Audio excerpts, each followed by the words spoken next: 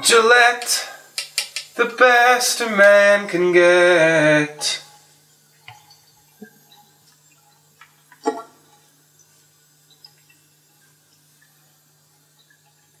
Oh, hello. Could you just give me 1 second, please?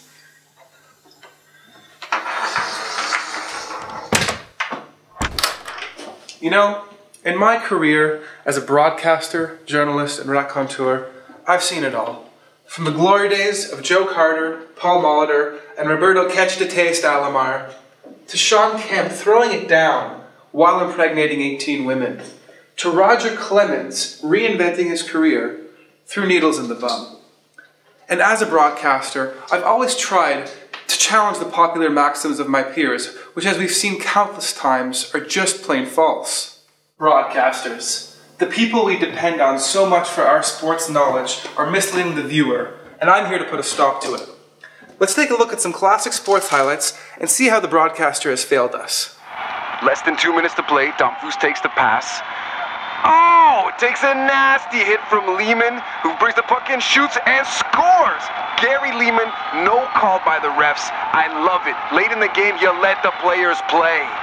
Oh, okay. So when the game's late, rules are irrelevant. It's not a penalty at the end of the third, but it's a blatant penalty during regulation. Makes sense? Listen, just enforce the rules of the game consistently, and it won't be ruined. I know it takes balls to make a big call at the end of a game, but for the sake of it, grow some. Balls. Let's take a look at another clip.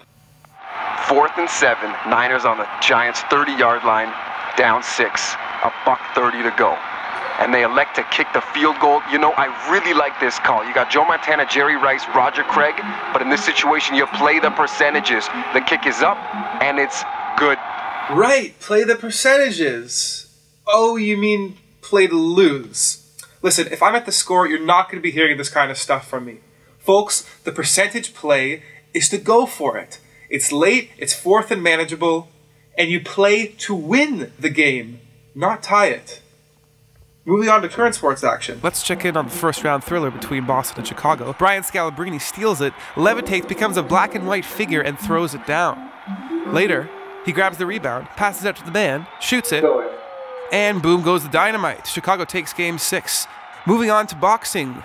Little Mac taking on Super Macho Man in a heavyweight title bout with Al Roker as the trainer. Would Little Mac be able to slay his dragon?